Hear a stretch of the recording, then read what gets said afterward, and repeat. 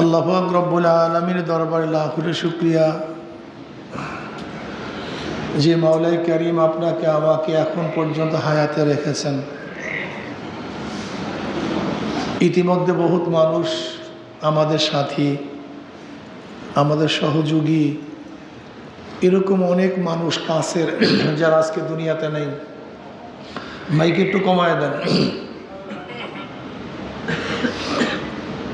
কিন্তু আল্লাহ পাক রব্বুল আলামিন আপনাকে আমাকে এখন পর্যন্ত হায়াতে রেখেছেন। আবার অনেক মানুষের হায়াত আছে অসুস্থ, বেচারা রোজাও রাখতে পারে না, তার বিয়াতে আসতেও পারে নাই, কিন্তু আপনাকে আমাকে আল্লাহ পাক সুস্থ রেখেছেন নাকি ভাই? আবার অনেক মানুষ সুস্থ কিন্তু রোজা রাখার কপাল পরার তৌফিক হয় নাই। সেই শরীর, সেই স্বাস্থ্য, সেই শক্তি, কিন্তু রোজা রাখার কপাল পরার তৌফিক হয় নাই। আল্লাহ পাক আপনাকে আমাকে অনেক দুর্বল শরীরের মানুষ, কিন্তু আলহামদুলিল্লাহ রোজা রাখার তৌফিক দান করছেন। আবার অনেক মানুষ রোজা রাখছে, ভালো পরিবেশ নাই, গান্দা পরিবেশ। বিদেশে যারা আছে রোজা রাখে তো বুঝেন, রোজার মাস আর রমজানের বাহিরের মাসের মতন পার্থক্য নেই। বেচারা রোজা রাখছে ঠিকই, কিন্তু রোজার হক হুকুম আদায় করার মতো পরিবেশ পায়নি। বিদেশের কথা বাদ দেন, আমাদের দেশের এমন অনেক জায়গা আছে আপনি কল্পনাও করতে পারবেন না যে এখন রোজার মাস কি রোজার মাস না। অহরহ খানা চলতেছে, সব কিছু চলতেছে। এরকম এলাকা আমাদের এই বাংলাদেশের মধ্যে আছে কি না? আর ওই বাংলাদেশ দূর, এগিয়া দেখেন খেওয়াঘাট টেওয়াঘাট এই সমস্ত এলাকায় আপনি চিন্তাও করতে পারবেন না যে রমজানের মাস। কিন্তু আল্লাহ পাক আপনাকে আমাকে সুন্দর এক পরিবেশে, ইবাদতের পরিবেশে রোজা রাখার তৌফিক দান করছেন না ভাই? আল্লাহ পাক রব্বুল আলামিন রোজা রাখার সাথে আবার তালিম, তরবিয়াত, আমলি জিন্দিগি, কেরাত শিক্ষা, ওলামায়ে কেরামের সোহবত, সবচেয়ে দামি এই হাজার নেয়ামতের দ্বারা যে মাওলা আপনাকে আমাকে ভূষিত করেছেন, সেই মাওলার শুকরিয়া আদায় করার দরকার আছে কি নাই? সবাই শুকরিয়া আদায় বলে আলহামদুলিল্লাহ। বহুত বড় নিয়ামত ভাই, বহুত বড় নিয়ামত। আসলে নিয়ামত বর্তমানে বোঝা খুবই কঠিন। বর্তমানে নিয়ামত বোঝা খুবই কঠিন। কেমন কঠিন জানেন? আল্লামা গাজালি রহমতুল্লাহ একটা ঘটনা নিয়ে আসছেন। দুই ব্যক্তি মাছ ধরার জন্য গেছে, খুব খেয়াল দিয়ে শোনেন। দুই ব্যক্তি মাছ ধরার জন্য গেছে। এক ব্যক্তি বিসমিল্লাহির রহমান রহিম বলিয়া জাল মারে, জালের মধ্যে কোনো মাছ নেই। আর এক ব্যক্তি বিসমিল্লাহ তাল উজ্জা, লাত এবং উজ্জার নামে জাল মারে, না মাছ আর মাছ, গাই ভরিয়া মাছ ওঠে। কি বুঝেন অবস্থাটা? এক ব্যক্তি কার নামে জাল মারে? কিন্তু জালের মধ্যে। আর এক ব্যক্তি কার নামে জাল মারে? ভূত। লাত একটা ভূতের নাম, মূর্তির নাম। উজ্জা একটা মূর্তির নাম। বিসমিল্লাহ তাল উজ্জা, আমি শুরু করতেছি লাত এবং উজ্জার নামে। এইভাবে জাল মারতেছে, মাছের কোনো অভাব নেই। ফেরেশতারা আল্লাহর কাছে বলে, মাওলা এ তো ইমানের অবস্থা খুবই খারাপ হয়ে যাবে। তোমার নামে জাল মারে মাছ নাই, ভূতের নামে জাল মারে মাছের কোনো অভাব নাই। কলে এদের আখিরাতের পরিণতি দেখতে চাও? আখিরাতের অবস্থা দেখতে চাও? দেখে যেই ব্যক্তি আল্লাহর নামে জাল মারে সে জান্নাতের মধ্যে আনন্দ ফুর্তির মধ্যে লিপ্ত হয়ে আছে। আর যে লাত এবং উজ্জার নামে জাল মারে সে জাহান্নামের দহনে জ্বলতেছে। বলেন তো ইমান রাখা কত কঠিন রে ভাই। আধুনিক ইসলাম আর মদিনার ইসলাম এক না। আধুনিক ইসলাম, মদিনার ইসলাম আমরা ওয়াজ কুরনি সম্পর্কে সবাই জানেন।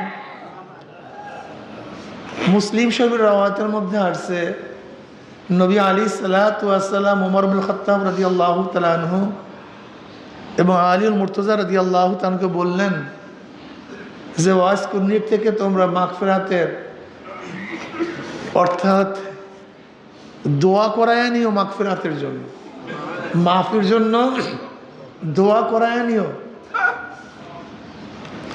অথচ ওয়াজ কুরনি রহমাতুল্লাহ আলাইহি তিনি একজন তাবী, সাহাবীও না, নবী আলাইহিস সালাতু ওয়াস সালাম দেখারও সুযোগ পায় না। গতকাল নাজম সাহেব হুজুর তার ঘটনা বয়ান করছে। আদমওয়ালা জিন্দগি করি ভাই, সবচেয়ে দামি আদমওয়ালা জিন্দগি, সবচেয়ে দামি, এর চেয়ে দামি কোনো জিন্দগি নেই। আদমওয়ালা জিন্দগির চেয়ে দামি কোনো জিন্দগি নেই, সবচেয়ে দামি। আদমের কারণেই আদম আলাইহিস সালাতু নাজাত পেয়ে গেছে, আর এই বেয়াদুফির কারণেই শয়তান মারদুদ হয়ে গেছে। আদমওয়ালা জিন্দগি খুব দামি। যাই হোক, নাজম সাহেব হুজুর কালকেও ঘটনা বয়ান করছে যে নবী আলাইহিস সালাতু ওয়াস সালাম আলী রাদিয়াল্লাহু তাআলা ওমর ইবনে খাত্তাব রাদিয়াল্লাহু আনহুমাকে ডেকে বলছেন ওয়াইস কুরুনির থেকে উম্মতের জন্য দোয়া করায় নিও, মাগফিরাতের দোয়া করায় নিও। প্রতিবার হজের সময় ওয়াইস কুরুনিকে খোঁজ করে, আসছে ওয়াইস কুরুনি না, ওয়াইস কুরুনি আসছে না। ওমর ইবনে খাত্তাব রাদিয়াল্লাহু তাআলা আনহু হজের সময় তিনি আরাফার ময়দানে সমস্ত ইয়ামানবাসীকে ডাকলেন, এই ইয়ামানের লোক যারা আছে সবাই আসো, সবাই বসে গেল, সবাই বসো, ইয়ামানের লোক যারা আছে সবাই দাঁড়াও, দাঁড়াইছে। করণের যারা আছে তার বাহিরে সবাই বসো, একজন লোক দাঁড়ায় আছে। করণ এটা ইয়ামান একটা জায়গা, এখন এইটা ওমানের মধ্যে চলে আসছে। আমি ওমানে যখন জালানের মধ্যে আছে, ওমান যখন সফরে গেছি, তখন ওয়াইস কুরনি রহমতুল্লাহ আলাইহির মাজার হিসাবে সবাই বলে এইটা তার কবর, যেটা ইয়ামানের মধ্যে এক সময় ছিল, এখন ওমানের মধ্যে চলে আসছে, বিশাল একটা অংশ ওমান নিয়ে নিয়েছে। সেই করণ জায়গাটা এখন ওমানের মধ্যেই, জালানের মধ্যে, প্রায় মাসকাতের থেকে 1000 কিলোমিটার দূরে, সাগরের পাড়ে। তা করণের যারা আছে সে দাঁড়াও, তো একজন দাঁড়ায় আছে আর সবাই বসছে। বল তুমি ওয়াইসকে চিনো? সে তোমার স্বাস্থ্য ভাই, সে আমার স্বাস্থ্য ভাই। কই সে? সে তো মাজজুব। সে কি এক মাজজুব? সে তো দুনিয়া ত্যাগী, সে মানুষের সাথে অত খোলামেলা আলোচনা, অত নাম দাম ডাক ডুকের মধ্যে তো শোনাই, সে তো একটু মাজজুব মাজজুব পথ। কি পথ? একটু পাগল পাগল পথ। ভাই আধুনিক ইসলামের সাথে মদিনার ইসলাম মিলবে না কিন্তু ভাই, এইখানে আগেই বললাম। কিন্তু আধুনিক ইসলাম এক জিনিস, মদিনার ইসলাম ভিন্ন জিনিস। জানি না আধুনিক ইসলাম পরাজিত হয় না মদিনার ইসলাম পরাজিত হয়। বাহ্যিক দৃষ্টিতে মনে হয় তো আধুনিক ইসলাম বিজয় হয় আর মদিনার ইসলাম পরাজিত। আসলে ঠিকই না, এইটাই ঠিক। মদিনার ইসলাম একদিন থাকবে না, এইটাই বাস্তবতা, এইটাই ঠিক, এইটাই বাস্তবতা। এর বাহিরে যাওয়ার কোনো সুযোগ নেই। একদিন মদিনার ইসলাম থাকবে না। এমনকি না থাকতে না থাকতে গোটা দুনিয়ার মধ্যে আল্লাহকে আল্লাহ, এই গোটা দুনিয়ার মধ্যে আল্লাহকে আল্লাহ বলার মতো লোক একটাও দুনিয়াতে থাকবে না, একজনও না, গোটা দুনিয়ার মধ্যে। তখন কি হয়ে যাবে? কিয়ামত হয়ে যাবে। কাজে মদিনার ইসলাম থাকবে না, আস্তে আস্তে বিদায় হয়ে যাবে, একদিন থাকবে না, এটাই বাস্তবতা। সে তাহলে মাজুব ডিজাইনের লোক, মাজুব ধরনের লোক। কই সে? ওই তো আরাফার ময়দানে গিয়া দেখেন সে উট চড়াইতেছে। ওমর ইবনে খাত্তাব রাদিয়াল্লাহু তাআলা আলী রাদিয়াল্লাহু তাআলা উভয় গেলেন তার কাছে, গিয়া দেখে উট চড়ায়, নামাজে দাঁড়ানো, নামাজের সালাম ফিরাবার পরে তাকে ডাকছে, তুমি কে?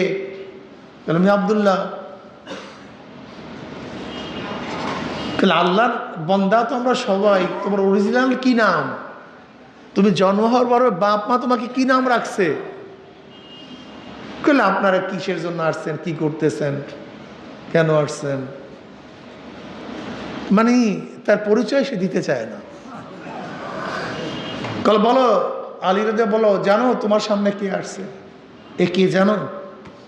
ওমর ইবনে খাত্তাব রাদিয়াল্লাহু তাআলা আনহু, যিনি খলিফাতুল মুসলিমিন। আমি আলী, নবী আলাইহিস সালাতু ওয়াস জামাতা। নবী আলাইহিস সালাতু ওয়াস তোমার কাছে পাঠাইছে আমাদেরকে। এখন পরিচয় গোপন রাখতে পারে না। আমি ওয়েস, আমি ওয়েস, আমি সেই ওয়েস। উম্মতের জন্য তোমাকে দোয়া করতে বলছে আল্লাহ, গোটা উম্মতের জন্য দোয়া করতে, মাগফিরাতের দোয়া করতে বলছে। দেখেন ওয়াইস করিনি রহমতুল্লাহ আলাইহি এখন বর্তমান যুগে যদি থাকতো, এই মজলিসে থাকতো, আমরা তাকে কি গুরুত্ব দিতাম বলেন তো? হ্যাঁ, এইটা হলো মদিনার ইসলাম। এটা কি ইসলাম? মদিনার ইসলাম। আমার বাবারা, আমার বন্ধুরা, আমাদের দুনিয়ার বিজয় বিজয় না। লা আয়েশা হিল্লাল আয়েশাল আখিরা আল্লাহুম্মা গফির আনসার আল মুহাজিরা। এই দুনিয়ার আয়েশ, দুনিয়ার জিন্দিগি, দুনিয়ার চাকচিক্য, এটি কিন্তু আমাদের জিন্দিগি না। আমাদের মূল জিন্দিগি হলো আখিরাত। আমাদের মূল জিন্দিগি কি? এইটার ইস্তেকামাত থাকে খুবই কঠিন রে ভাই, খুবই কঠিন। এর জন্য আমি আমাদের ভাইদেরকে বলবো, খবরদার, যত বড় বালা মুসিবত আসুক না কেন, যত কিছুই আসুক না কেন, হকের থেকে বিচ্ছিন্ন হওয়া যাবে না। হকের থেকে বিচ্ছিন্ন হওয়া যাবে না, এটা প্রথম মনে রাখবেন। হকের উপর থাকতে হবে। কে থাকবে আর না থাকবে জানার বিষয় না। ওমর ইবনে খাত্তাব রাদিয়াল্লাহু তাআলা স্পষ্ট বলছেন, গোটা দুনিয়ার মধ্যে একজনও যদি মুসলমান না থাকে, আমি ওমর একা মুসলমান থাকবো। খুব কঠিন। গোটা দুনিয়ার মধ্যে একজনও যদি মুসলমান না থাকে, আমি ওমর একা মুসলমান থাকবো। আমি একা, আমি একা, আমি একা আল্লাহর পথে থাকবো, একা আল্লাহর পথে থাকবো। ঈমানকে মজবুত করেন ভাই। আমি তো আগেই ঘটনা বলছি যে আল্লাহকে সারিয়া দিয়া দুনিয়া কামাই করা যায়, আল্লাহকে সারিয়া দিয়া দুনিয়ার চাকচিক্য কামাই করা যায়, কিন্তু আল্লাহর পথে থাকলে আল্লাহ কি কো, ওয়ালা নাবলুওয়ান্নাকুম বিশাইয়্যিম মিনাল খাউফি ওয়াল জুই ওয়া নাকসিম মিনাল আমওয়ালি ওয়াল আনফুসি ওয়াস সামারাত ওয়া বাশশিরিস সাবিরিন। পরীক্ষার পরীক্ষা, পরীক্ষার পরীক্ষা, পরীক্ষার পরীক্ষা, পরীক্ষার পরীক্ষা, পরীক্ষার পরীক্ষার মধ্যে থাকতে হবে, কিন্তু মাওলাকে ছাড়া যাবে না। আইয়ুব নবী আলাইহিস সালাতু ওয়াস সালাম 18 বছর পরীক্ষার মধ্যে ছিলেন। 18 বছর সবাই চলে গেছেন। আমি তো দেখি চরমনের উপরে এখন পর্যন্ত কোনো বালা মুসিবতই সেরকম না,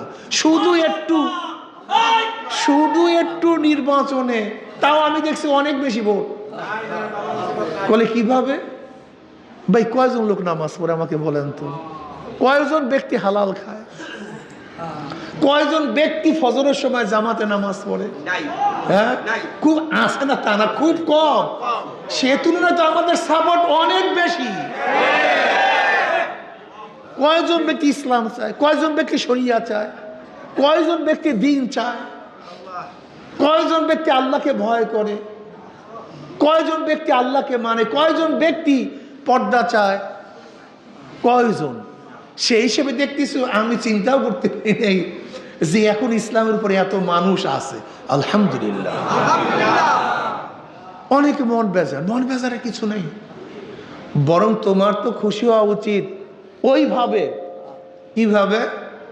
বীরে মাউনার মধ্যে 70 জন কোররা হাফেজ শহীদ হয়েছেন। কতজন? 70 জন। এত হাফেজ কোনো যুদ্ধে শহীদ হয় নাই, এত এত যুদ্ধে। তুমি আমি যদি হইতাম, ইমানের অবস্থা কেরাসিন হয়ে যেত। নবী আলাইহিস সালাতু ওয়াস সালামের কাছে আসছে যে আমাদের কিছু লোক দেন, আমাদের কিছু লোক দেন। আমাদের এলাকায় গিয়ে তারা কি করবে? মানুষকে দিন শিক্ষা দিবে, কেরাত শিক্ষা দিবে, দাওয়াত দিবে। নবী আলাইহিস সালাতু ওয়াস সালামের মনের মধ্যে সন্দেহ হয়েছিল। তারপরও তিনি 70 জনকে পাঠাইলেন। ঘটনা আপনারা জানেন, পরবর্তী ইনশাআল্লাহ বিস্তারিত বলব। কিন্তু সেই কওম নবী আলাইহিস সালাতু ওয়াস সাহাবাদেরকে অতর্কিত হামলা করছে, 70 জন সাহাবীকে হত্যা করছে, শহীদ হয়ে গেছেন তারা। যদি আজকে এরকম হইতো তাহলে আমাদের নেতাদেরকে বলতেন, আপনি পাঠাচ্ছেন কেন? এই লোকগুলোকে শহীদ করছেন কেন? এই ভুল ডিসিশন নিচ্ছেন কেন? কি অবস্থা গন্ত? হ্যাঁ, কি করতেন বলেন? কিন্তু পাগল করে ফেলাইতেন আপনারা, আপনাদের পাগল করে ফেলাইতেন ডাইরেক্ট, যে আপনি এই সমস্ত লোকদেরকে শহীদ করার দায়ী। আপনি কেন পাঠাইছেন? আপনি আগেই সন্দেহ করার পরে কেন করলেন? আস্তাগফিরুল্লাহ, নাউজুবিল্লাহ। তোমার আমার অবস্থাটা কি হইতো আল্লাহই ভালো জানতো। আজকে দেখা যায় আমাদের মধ্যে অনেকেই গুপ্ত যারা রাজনীতি করে, এরকম আমাদের মধ্যে কিছু গুপ্ত রাজনীতিবিদ আছে না ভাই? আমাদের মধ্যে গুপ্ত রাজনীতি যারা করে, এরকম লোকগুলি ক্ষুদ্র ইস্কাল তুলে, প্রশ্ন তুলে মানুষের মন ভেঙে দেয়। তাই বীরে মাউনার ঘটনায় তো এরকম মুনাফেকরা মানুষের মন, ইমানওয়ালাদের মন ভাঙ্গার চেষ্টা করত, কিন্তু ইমানওয়ালাদের কোনো মন ভাঙ্গার কিছু নেই। তারা তো হকের উপরে ছিল। 70 জন সাহাবী শহীদ হয়েছে, 70 জন, সব হাফেজ কোরআন। 70 জন শহীদ হয়ে গেছে। কিন্তু শহীদ হওয়ার সময় তাদের অবস্থাটা কি ছিল? যখন তীরের আঘাতে, বর্ষার আঘাতে ফুরকে মেরে রক্ত বের হইতেছিল, তখন তারা কি বলছে? ফুস্তু রব্বিল কাবা, ফুস্তু রব্বিল কাবা, রব্বে কাবার কসম আমি সফল হয়ে গেছি, রব্বে কাবার কসম আমি সফল হয়ে গেছি, কামিয়াব হয়ে গেছি। যে ব্যক্তি, যে বেঈমান আঘাত করছে, সে প্রশ্ন করতেছে আর একজনকে, ভাই এটা কেমন সফলতা? এই ব্যক্তি মারা যাইতেছে, রক্ত বের হইতেছে, দুনিয়া থেকে বিদায় হইতেছে, অথচ বলতেছে ফুস্তু রব্বিল কাবা, রব্বে কাবার কসম আমি সফল হয়ে গেছি। তখন কি বলছে? যে আমাদের দুনিয়ার সফলতা না, আমার আখিরাতের সফলতা বড় সফলতা।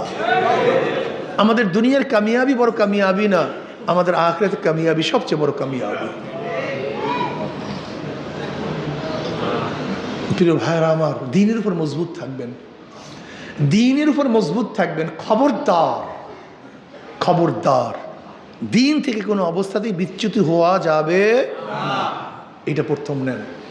দুনিয়ার কামিয়াবি বড় কামিয়াবি না।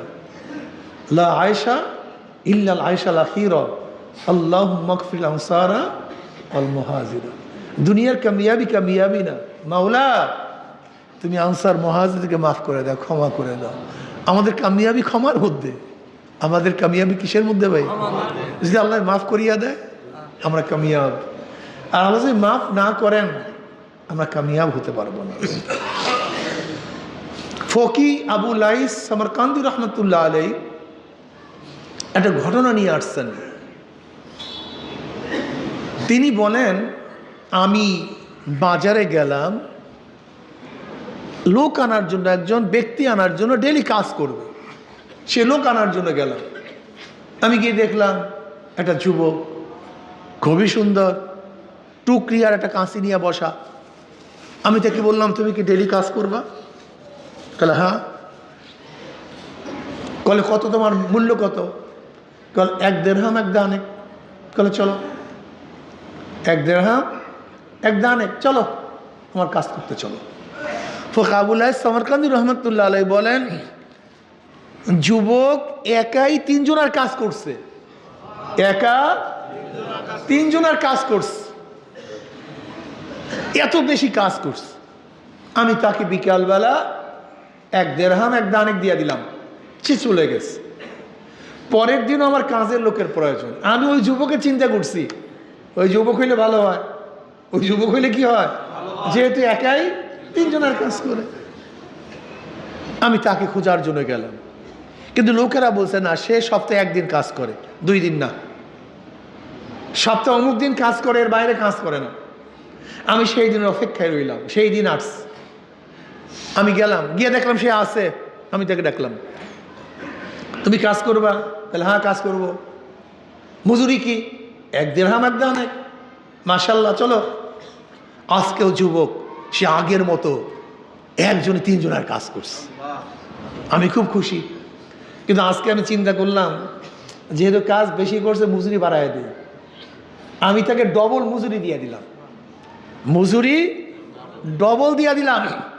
কিন্তু সে মজুরি দেখে বলছে, আমার মজুরিতে এত না, তুমি এত মজুরি দিলা কেন? বলে আমি দিয়েছি তোমাকে। বলে না, তুমি আমার মজুরি নষ্ট করে ফেলছো, আমার মজুরি নষ্ট করে ফেলছো, আমি তোমার মজুরি নেব না। না নিয়ে চলে গেছে।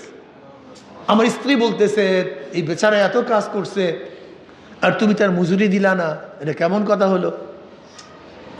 আমি নিজেও খারাপ লাগতেছে। আমি তাকে খুঁজতেছি, সে কোথায়। খুঁজতে খুঁজতে আমি লোকদেরকে জিজ্ঞাসা করলাম, সে কোথায়, কোথায় থাকে, কি করে, কোথায় পাবো। একজন আমাকে সন্ধান দিছে, অমুক জায়গায় আছে, তুমি যাও। গিয়া দেখো না, ঝুপড়ির মধ্যে। কিসের মধ্যে? আরে ঝুপড়ির মধ্যে।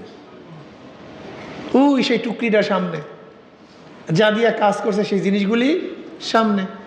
আর সে আল্লাহ আল্লাহ আল্লাহ কাতরাইতেছে। আমি তাকে সালাম দিলাম, সে সালামের জবাব দিস। আমি তাকে অসুস্থ দেখে বললাম, আমি তোমাকে সেবা শুশ্রূষা করতে চাই, আমি তোমার খেদমত করতে চাই। আর তুমি জানো মুসলমানদের আবদার রক্ষা করা কতই দামি, কত ফজিলাতের কাজ। যদি একজন মুসলমান মোমেন আবদার করে, সেইটা রক্ষা করা অনেক বড় ফজিলাতের কাজ, অনেক বড় নিয়ামত, অনেক বড় সওয়াবের কাজ। আমি যেহেতু আবদার করছি তোমার খেদমত করার জন্য, তুমি যদি আমার মনের বাসনা পূরণ করো, এটা তোমার জন্য ফজিলাত। কাল তুমি আমার খেদমত করতে চাও? বলে হ্যাঁ আমি খেদমত করি। আসলে খেদমত করতে চাও? কাল হ্যাঁ আমি তোমার খেদমত করতে চাই। কাল 3টা শর্ত আছে। কয়টা শর্ত? 3টা শর্ত আছে। এই 3 শর্ত যদি মানো, তাহলে আমি তোমার খেদমত গ্রহণ করব। আর 3 শর্ত যদি না মানো, আমি তোমার খেদমত গ্রহণ করব না। কাল নাম্বার 1, আমি খানা না চাইতে আমার কাছে কোনো খানা আনবা না। আমি খানা চাইলে আমার কাছে খানা দিবা, এর আগে খানা দিবা না। নাম্বার 2, আমি মৃত্যুবরণ করলে আমার যে পোশাক আছে, এই পুরান পোশাক গার মধ্যে, এই যা জড়াইয়া আছি, এই পোশাকই কাপড় দিবা, কাপড় পরাবা, নতুন কোনো পোশাক টোশাক নিবা না। এইটাই, এই পোশাকে আমাকে কাপড় দিবা। নাম্বার 3, এখনো বলবো না, সময় মতো বলবো। ফকি আবুল আইস সামারকান্দি রহমতুল্লাহ আলাইহি, আমি তাকে নিয়ে আসলাম। আমি তাকে আমার বাড়িতে খেদমতের জন্য নিয়ে আসছি। আমি খেদমত করতেছি। পরের দিনে আমাকে বলতেছে, 3য় শর্ত বলার সময় আসছে। 3য় শর্ত বলার সময় আসছে। ওই আমার জুব্বার মধ্যে দেখো, আমার জুব্বার পকেটে হাত দাও। হাত দিস। কল দেখি একটা পোটলা পেঁচানো। কল এটা খোলো। আমি খুললাম, দেখি একটা সবুজ ইয়াকুত পাথর চমকাইতেস, অনেক দামি পাথর। ওই যে 7 রাজার ধন, সেই ডায়মন্ড, অনেক দামি একটা পাথর। আমি আশ্চর্য হয়ে গেলাম, এটা পেলেও কোথায়? আমি সেটা বের করলাম। এবার সেই যুবক বলতেছে, শোনো, আমি মারা যাওয়ার পরে, আমাকে দাফন করার পরে বাদশাহ হারুন রশিদ বাদশাহর কাছে গিয়ে এই পাথরটা দিবা, আর বলবা এই পাথরের মালিক আপনাকে নসিহত করছে, আপনি যেন এই উদাসীন অবস্থায় কবরে না আসেন, এই উদাসীন অবস্থায় মৃত্যুবরণ না করেন, তাহলে লাঞ্ছিত হবেন, অপমানিত হবেন। এই নসিহতটুকু করবেন। ফকিহ আবুল্লাহ সামারকান্দি রহমতুল্লাহ আলাইহি বলেন, এই কথা বলার পরেই সে কলেমা পড়িয়া দুনিয়া থেকে বিদায় হয়ে গেছে, আর দুনিয়াতে নাই। আমি তাকে কাপন পরাইলাম।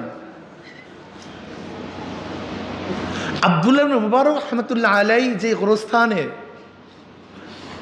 আমি আব্দুল্লাহ ইবনে মুবারক রহমতুল্লাহ গোরস্থানে তাকে দাফন করলাম। দাফন করার পরে মানুষকে জিজ্ঞাসা করলাম, বাদশাহ হারুন রশিদ মানুষের সামনে কোন দিন সাক্ষাৎ করে? আমি খবর নিলাম যে অমুক দিন সাক্ষাৎ করে। আমি ভিড়ের মধ্যে গেলাম, লাইন দিলাম। আমি একটা চিরকুট হারুন বসে বাদশার কাছে দিলাম। হারুন রশিদ বাদশাহ সেই চিরকুটটা পড়ছে। পড়ার পরই বলতেছে, এটা কে দিছেন? বলে আমি। হারুন রশিদ বাদশাহ আমাকে তার খাস কামরা নিয়ে গেলেন। খাস কামরা নেওয়ার পরে আমি তাকে সেই পাথরটা দিলাম। আমাকে বলছো এটা পাইছো কোথায়? বলে সেই চাকরটা আমাকে দিস। বলে তুমি তাকে চাকর বলতেছো?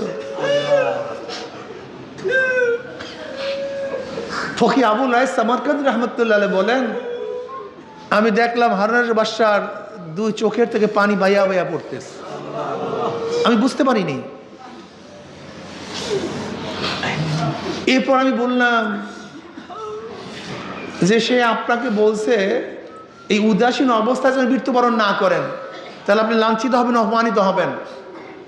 ফকিহ আবুল্লাহ সামারকান্দি রহমতুল্লাহ আলাইহি বললেন, এই কথা বলার সাথে সাথে আমি দেখলাম হারুন রশিদ বাদশাহ খাটের উপর উপরে পড়িয়া গেছে, অজরে কান্নাকাটি শুরু করছে, কানতে কানতে বুক ভাসায় ফেলেছে। আমিও তার সাথে কানলাম। আমি ভাবছি নিশ্চয়ই একটা রহস্য এই ছেলের মধ্যে আছে। কান্নাকাটি থামার পরে আমার থেকে তিনি সমস্ত ঘটনা শুনলেন। হারুন রশিদ বাদশাহ বললেন, তুমি কি জানো এই যুবকটা কে? এই যুবকটা আমার ছেলে।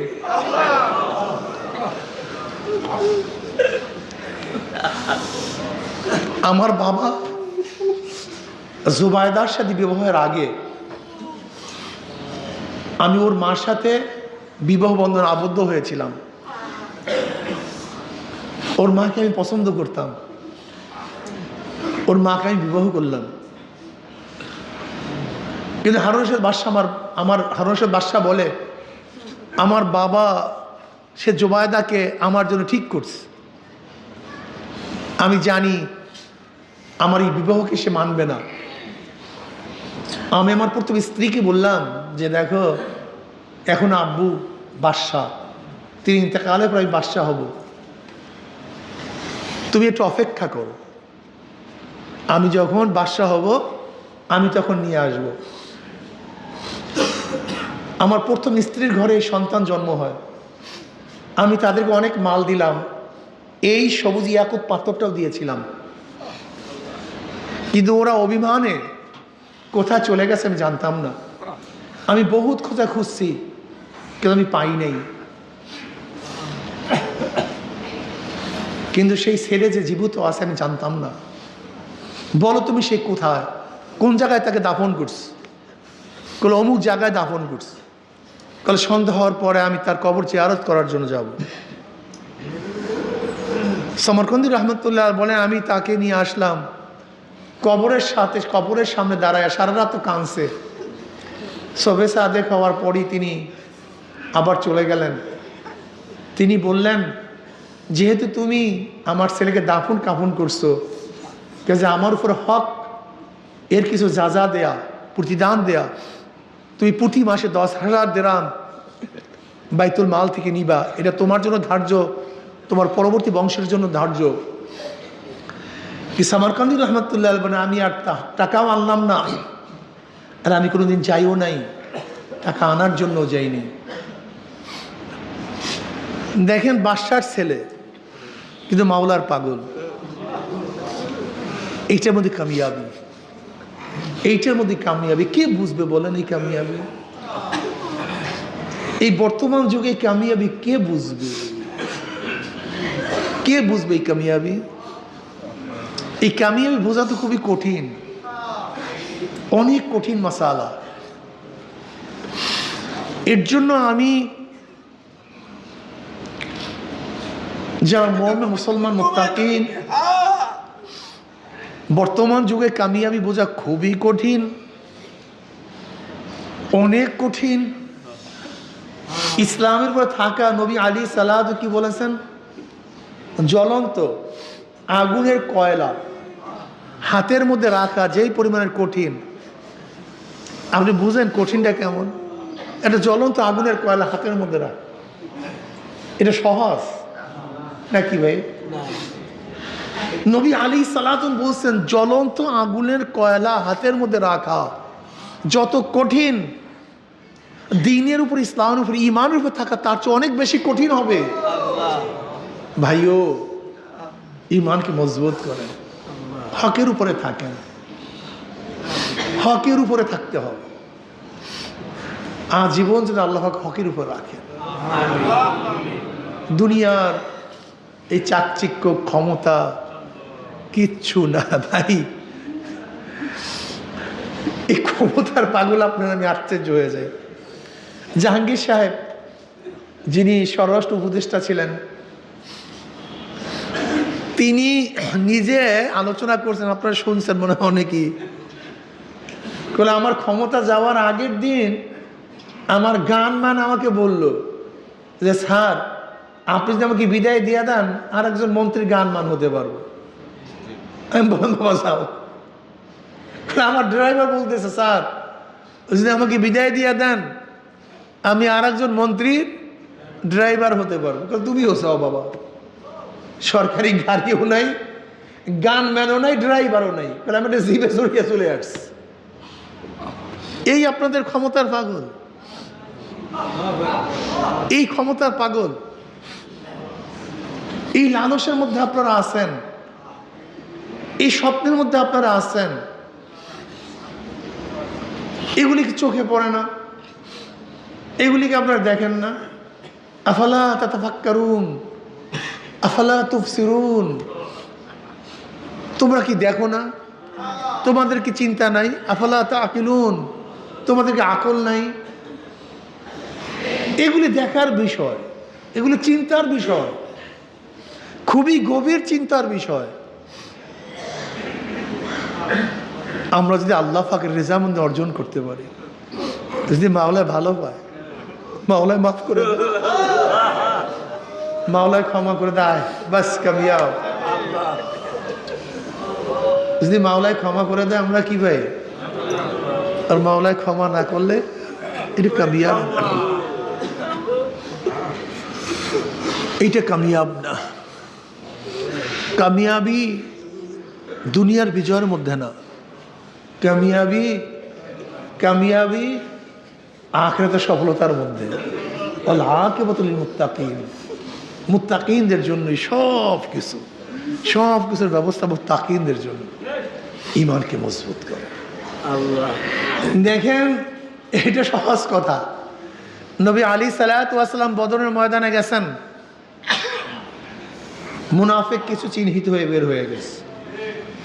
নবী আলী সাল্লাল্লাহু উহুদের ময়দানে গেছেন, মুনাফিক কিছু চিহ্নিত হয়ে বের হয়ে গেছে। নবী আলী সাল্লাল্লাহু আলাইহি ওয়াসাল্লাম খন্দকের ময়দানে গেছেন, চিহ্নিত মুনাফিকরা বের হয়ে গেছে। নবী আলী সাল্লাল্লাহু তাবুকের ময়দানে গেছেন, আবার অনেক চিহ্নিত মুনাফিকরা বের হয়ে গেছে। কথা সত্য না মিথ্যা? এক একটা পর্যায়ে আসবে, এক একটা মুনাফিক বের হয়ে তুমি সাফ হয়ে যাবে। তুমি কি হয়ে যাবা? সাফ হয়ে যাবে। আমরা মাওলার জন্য কাজ করি, আমরা দ্বীনের জন্য কাজ করি, অন্তরের প্রশান্তির জন্য কাজ করি। মাওলার রেজার জন্য কাজ করি। কি কথা ঠিক না? যদি মাওলাকে পাওয়ার জন্য কাজ করেন কামিয়াব। এর মধ্যেই শান্তি, এর মধ্যেই মুক্তি। আমি বারবার একটা প্রশ্ন করি, এক ব্যক্তির টাকা আছে, পয়সা আছে, ক্ষমতা আছে, শিক্ষা আছে, দীক্ষা আছে, দুনিয়ার সুখ শান্তি সব কিছু আছে, কিন্তু সে মাওলাকে নিয়ে কবরে যাইতে পারে না। সে কামিয়াব হয়েছে না ব্যর্থ হয়েছে? মুখে বলে হ্যাঁ, বাসাই আছে তো, তার টাকা আছে তো, তার পয়সা আছে, ক্ষমতা আছে, কিন্তু মাওলাই নাই। কে নাই? সে ব্যর্থ না কামিয়াব? আর এক ব্যক্তির টাকা নাই, পয়সা নাই, জায়গা নাই, জমি নাই, কেউ তাকে চিনে না, কেউ তাকে পছন্দ করে না, কেউ তাকে দস্তারখানে বসায় না, বড় লোকরা তার জন্য দরজা খুলে না, কোনো বড় লোক মেয়ে তাকে বিবাহ হওয়ার জন্য রাজি না, কোনো ভালো পরিবেশে তাকে ডাকে না, তার নাম দুনিয়ার কেউ জানে না, ঘর নাই, বাড়ি নাই, টাকা নাই, পয়সা নাই, জায়গা নাই, জমি নাই, কাপড় নাই, চুফুর নাই, সম্মান নাই, ইজ্জত নাই, কিছু নাই, কিন্তু মাওলা কিনিয়া কবরে গেছে। কাকে নিয়া কবরে গেছে? কামিয়াব না ব্যর্থ? কামিয়াব না ব্যর্থ? বাস, এটি ইমানের মধ্যে আনেন না কেন? এটা বিশ্বাস করেন না কেন? এইটাকে মজবুত কেন? আর কিচ্ছু না, দেখবেন সব ক্লিয়ার, সব ক্লিয়ার। যদি মাওলাকে নিয়ে কবরে যাইতে পারে আমি কামিয়াব, আর মাওলাকে না নিয়ে কবরে গেলে আমি ব্যর্থ। এইটা বসান কলবের মধ্যে। যদি এইটা কলবের মধ্যে বসাতে পারেন, দেখবেন আপনার চেয়ে সুখী, আপনার চেয়ে আনন্দিত গোটা দুনিয়ার মধ্যে আর কাউকে পাবেন না। সবচেয়ে বড় আনন্দিত আপনি যদি মাওলাকে নিয়ে কবরে যেতে পারেন, যদি আল্লাহর রেজা, আল্লাহ সন্তুষ্টি নিয়ে কবরে যেতে পারেন, আপনি কামিয়াব হয়ে যাবেন।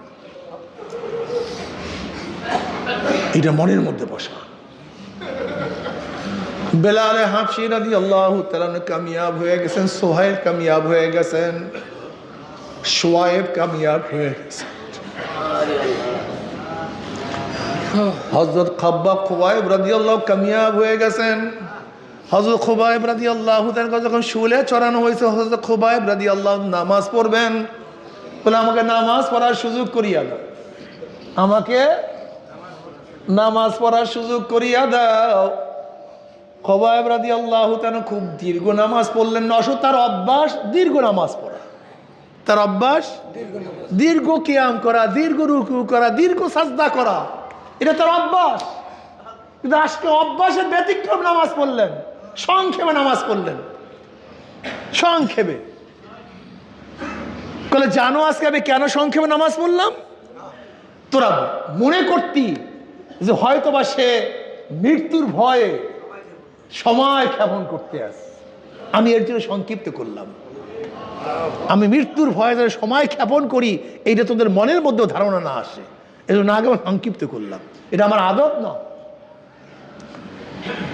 এরপরে তিনি বারবার বারবার চেহারা কানা কাবার দিকে ফিরে রাখে, চেহারা কাবার দিকে ফিরে রাখে, কিন্তু বেঈমানরা ঢিলা মারে, পাথর মারে, নিক্ষেপ করে, চেহারা কাবার থেকে ঘুরাইয়া দেয়, যেন কাবার দিকে তার চেহারা না রাখতে পারে।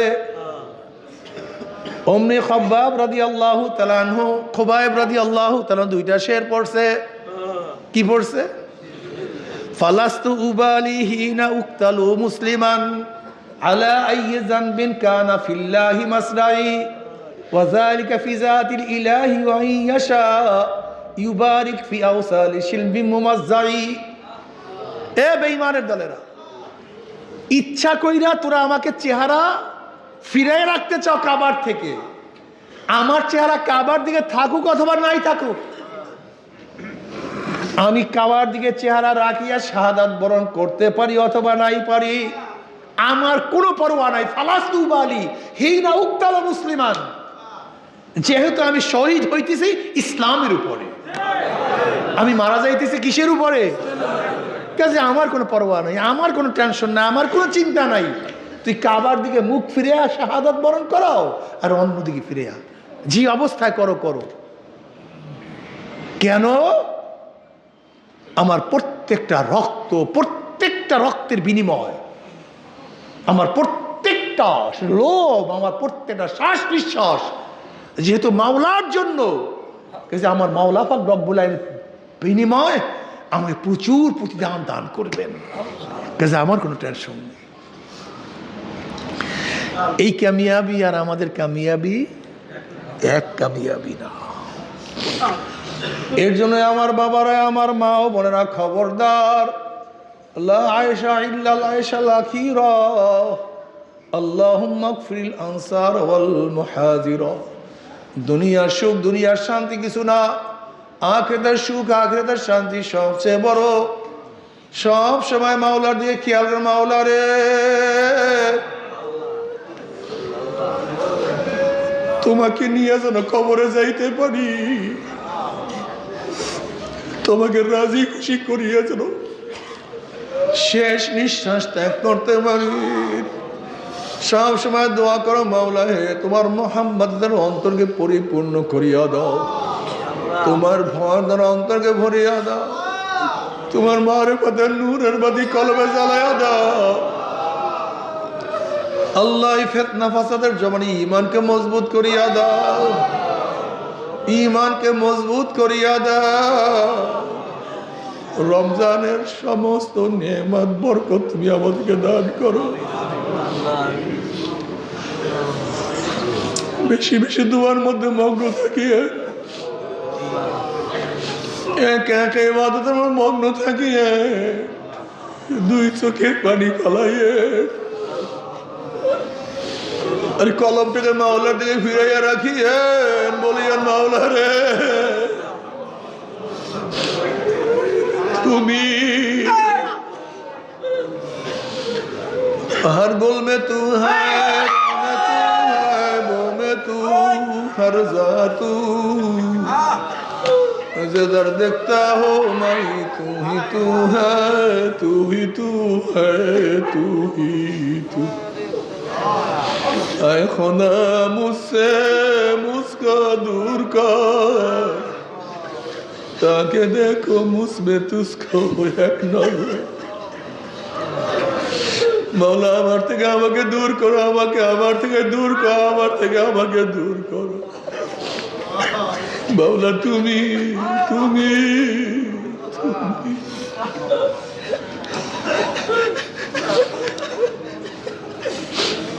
ঈমানকে মজবুত করিয়া আমল আখলাক মজবুত করিয়া দাও, ঈমানের উপর রাখি।